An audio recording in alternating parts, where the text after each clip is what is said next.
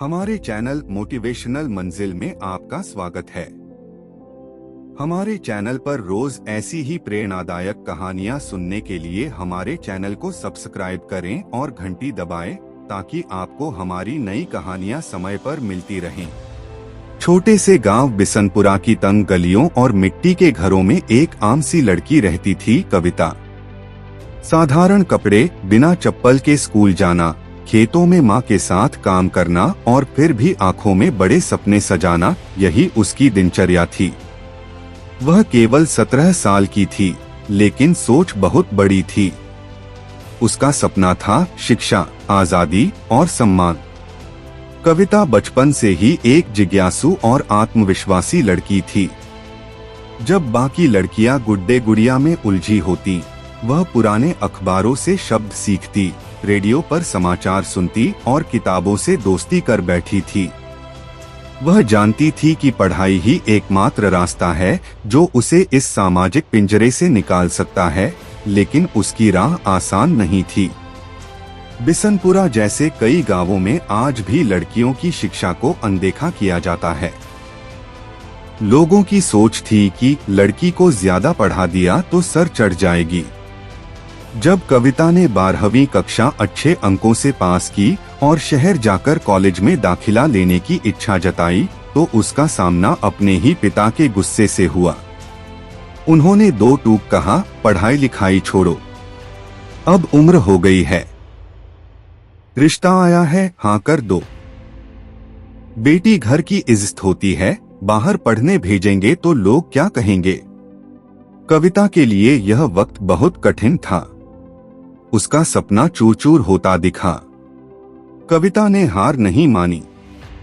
उसने अपनी माँ से बात की, उसे रोते हुए समझाया कि वह केवल पढ़ना चाहती है, कुछ बनना चाहती है। माँ भी उसकी आंखों में वही सपना देख पा रही थी, लेकिन डर और समाज की जकड़न उन्हें बोलने नहीं देती थी। फिर एक दिन कविता ने एक साहसिक कदम उठाया। वह स्कूल की प्रधानाचार्य के पास गई और अपनी स्थिति बताई। प्रधानाचार्य प्रभावित हुई और उन्होंने कविता को सामाजिक कार्यकर्ताओं से मिलवाया।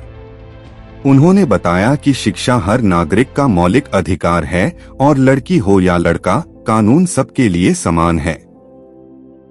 कविता ने पंचायत में एक लिखित आवेदन दिया। यह गांव में पहले कभी नहीं हुआ था। एक लड़की अपने पढ़ने के अधिकार के लिए पंचायत में आवेदन दे, यह बात जंगल में आग की तरह फैल गई। कुछ लोगों ने मजाक उड़ाया, कुछ ने उसे बदचलन कहा और कुछ ने उसके माता पिता को ताने मारे। लेकिन कविता अपने इरादे पर अडिग रही। एक सामाजिक संस्था ने उसका समर्थन किया। उसकी कॉलेज की फीस माफ हुई, छात्रावास में रहने की व्यवस्था हुई और गांव में पहली बार ऐसा हुआ कि एक लड़की अपने बलबूते पर बाहर पढ़ने गई।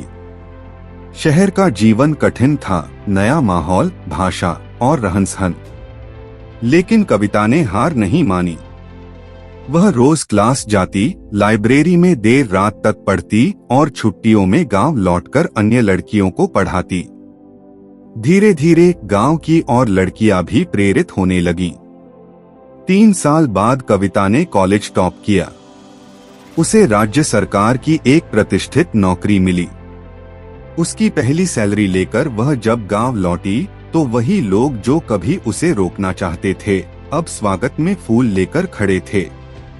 पिता की आंखों में अब पछतावे की जगह गर्व था।